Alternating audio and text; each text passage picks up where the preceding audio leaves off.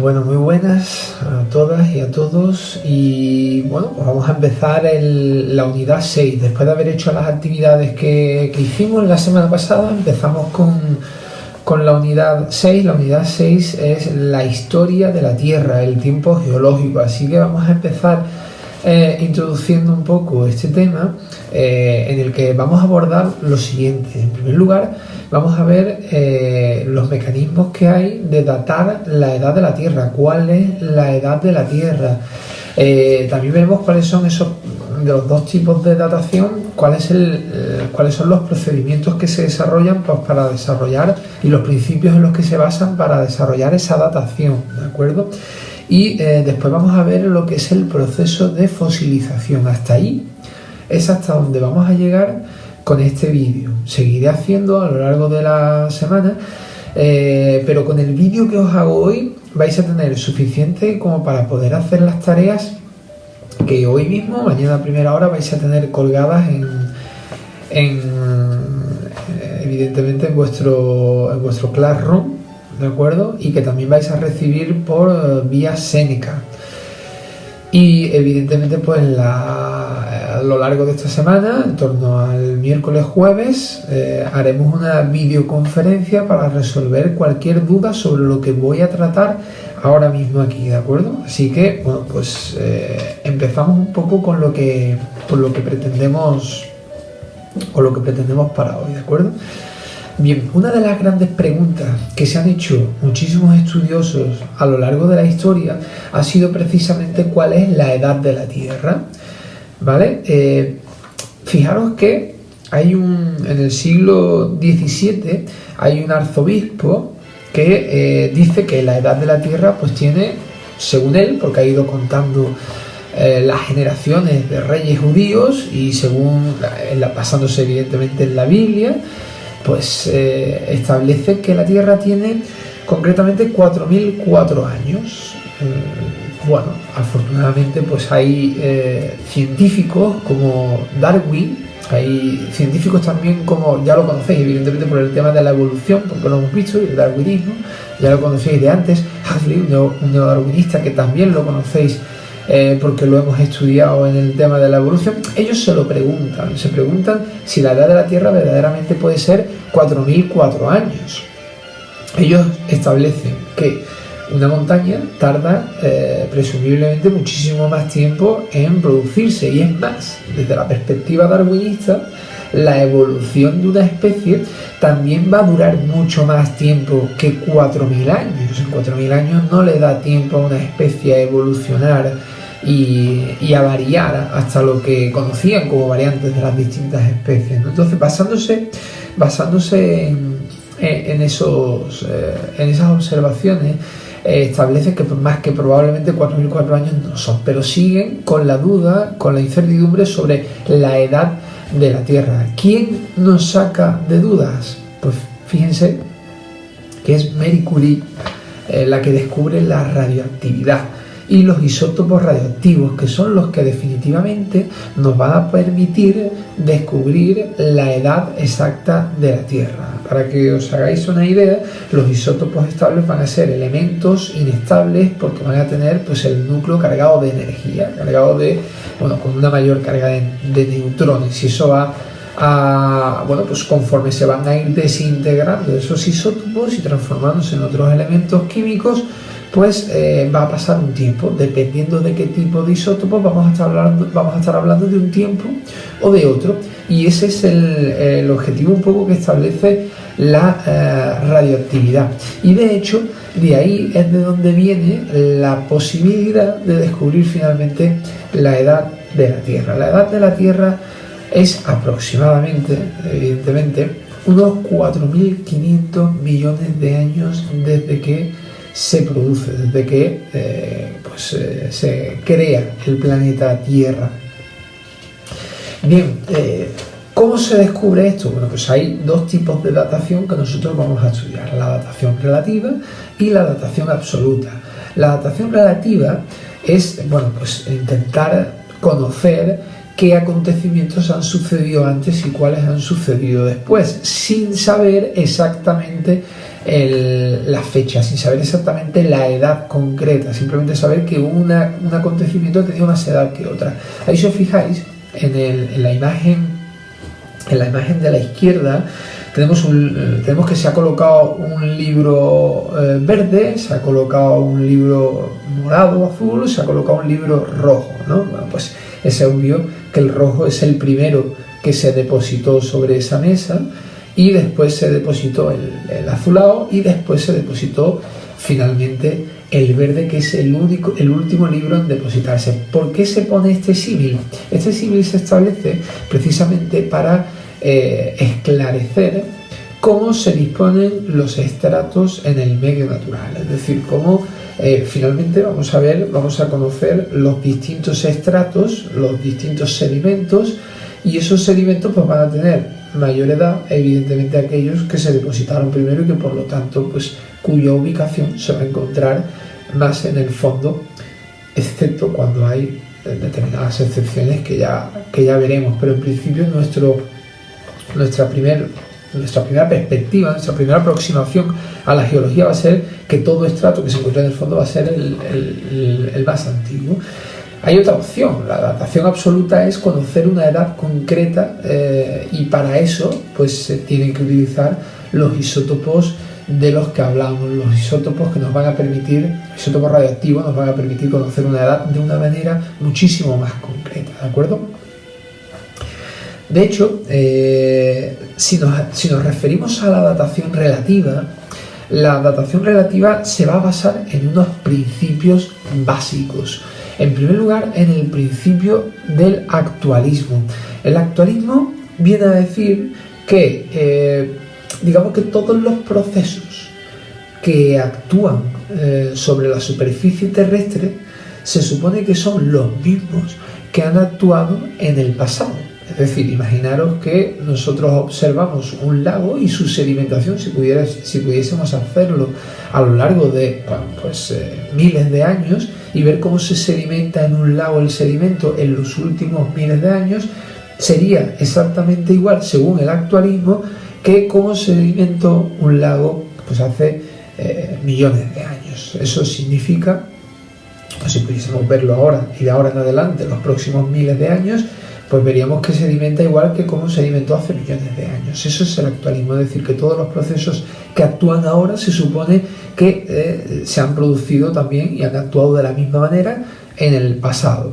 Otro de los principios en los que se basa el principio de datación relativa es el principio del uniformismo, es decir, hay que tener en cuenta que los procesos geológicos son muy lentos. Para conseguir determinadas estructuras que nosotros nos vamos a encontrar en el medio natural, pongamos por ejemplo esa roca con una forma relativamente fungiforme y fruto evidentemente de la erosión por abrasión, pues esto no se ha producido de un día para otro, sino que ha sido el fruto de una erosión constante y continua durante muchísimo tiempo. Bien, pues ese es el principio del uniformismo, que nos establece que un proceso erosivo, un proceso de modelación del relieve, no se ha producido de un momento para otro, sino que se ha producido a lo largo de muchísimo tiempo. Otro de los principios que tenemos que tener en cuenta y que va a ser muy importante para el tema que vamos a ver y para las prácticas que vamos a desarrollar, va a ser el principio de superposición de los estratos, que es justo lo que os decía al inicio. Es decir, ahí vemos un estrato verde, un estrato rosado, un estrato azul, un estrato anaranjado y un estrato amarillo. Bueno, pues si tuviésemos que decir cuál es el estrato más antiguo, evidentemente el estrato más antiguo será el verde, el que está más abajo. El segundo más antiguo sería el rosado, después el azul. Ahí cambia, fijaros que en medio han sucedido algunos acontecimientos y después sería el naranja y el amarillo. ¿Cuáles son esos acontecimientos? Eso nos lo dice el principio de superposición de sucesos. Una fractura, por ejemplo, que es lo que podemos ver justo en la parte central abajo, que los estratos se han fracturado, y si nos fijamos, pues esto de aquí sería el plano de una fractura, que ya veremos cómo se denomina esa fractura.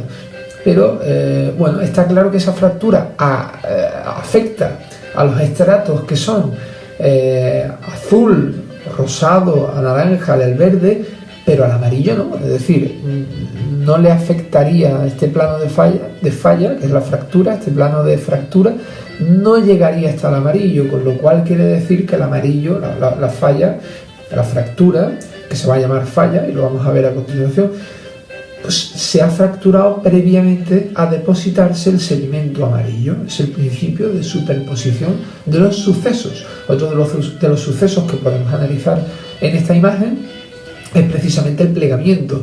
Vemos que los materiales verde, rosado, azul están completamente plegados, a diferencia del naranja o incluso del amarillo, con lo cual el plegamiento se ha producido antes incluso que el naranja. Entonces, primero tuvo que suceder el plegamiento, después se depositaría el naranja, después tuvo que suceder la fractura, la falla, y después se depositaría el sedimento amarillo. Esa sería la superposición de sucesos. Así es como sucederían los sucesos aquí. Evidentemente tenemos también el principio de superposición faunística. ¿Esto qué significa? Pues que si los estratos de abajo son los más perdón, voy a borrar las líneas. Bien, si los estratos de abajo son los más antiguos, en este caso además se ve reforzado por el principio de superposición faunística. Evidentemente un fósil que se ha depositado en un material se habrá depositado antes en un material antiguo. Un fósil de un material antiguo tiene que tener mucha más edad y ha vivido mucho más antiguamente que cualquier otro fósil que esté en un estrato que esté por encima, ¿de acuerdo? Ese sería el principio de superposición faunística. Estos principios son los que nos permiten establecer una datación relativa, es decir, una datación que no nos permite saber una edad concreta o exacta, pero sí que nos permite al menos saber establecer qué materiales o qué sucesos y qué fósiles están antes que otros, ¿de acuerdo? El otro mecanismo es el de la datación absoluta. La datación absoluta lo que nos dice es, bueno, nosotros tenemos un isótopo, un material, este isótopo evidentemente son elementos químicos que se van a ir transformando mediante su degradación, mediante su desintegración en otro elemento diferente completamente. Y de esa manera, como sabemos el tiempo que tarda ese isótopo en transformarse en otro elemento y la cantidad de isótopos que tenemos, midiendo esa cantidad de isótopos, nosotros podemos saber exactamente la edad. Un ejemplo sería el uranio transformándose en plomo, que además tarda 4.510 millones de años. Eso significa que nos podría datar a través del uranio que tenemos en nuestro planeta, a través de los isótopos del uranio transformándose en plomo, podríamos determinar la edad incluso de nuestro planeta, la edad de las rocas que hay en la corteza terrestre y que surgieron cuando se creó el planeta.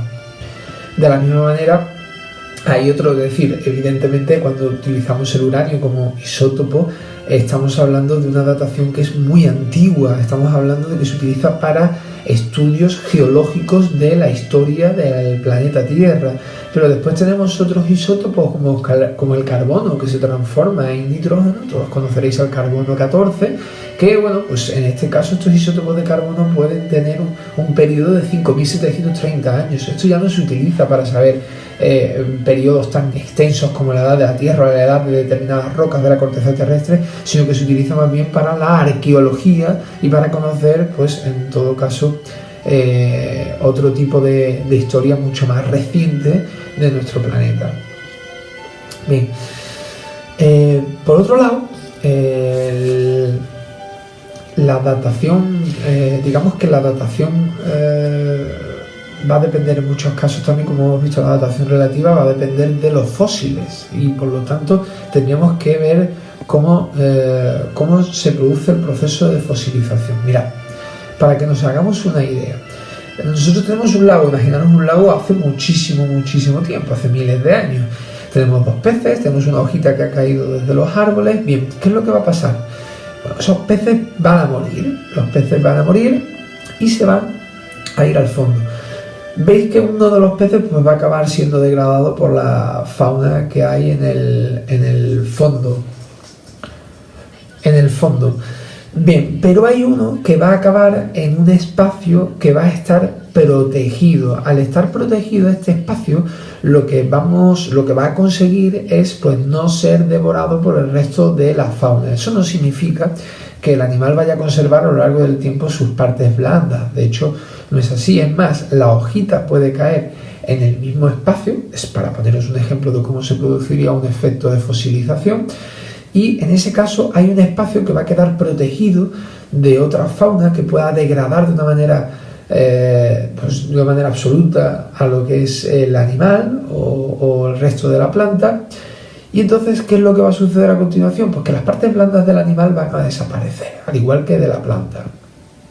Y una vez ha desaparecido, se va a quedar en ese espacio reservado a lo largo del tiempo y a continuación se va a depositar, fijaros que se han depositado estratos marrón un poco más claro, anaranjado, otro marrón y encima estaría el agua. Es decir, todo ese sedimento ha caído y ha quedado el pez, así como la hoja, sepultada en ese rincón. Es decir, no todos los peces van a poder quedar fosilizados, van a ser muy pocos los que por efecto de la casualidad van a quedar pues en un espacio en el que no van a ser devorados por otros animales, y de esa manera va a permitir que a lo largo de muchísimo tiempo un estrato pueda recubrirlo, y cuando este estrato a lo largo del tiempo se convierta es decir, ese sedimento, pues esos son sedimentos, se convierta en un estrato finalmente en roca sedimentaria, entonces el fósil quedará grabado en esa roca sedimentaria, se quedará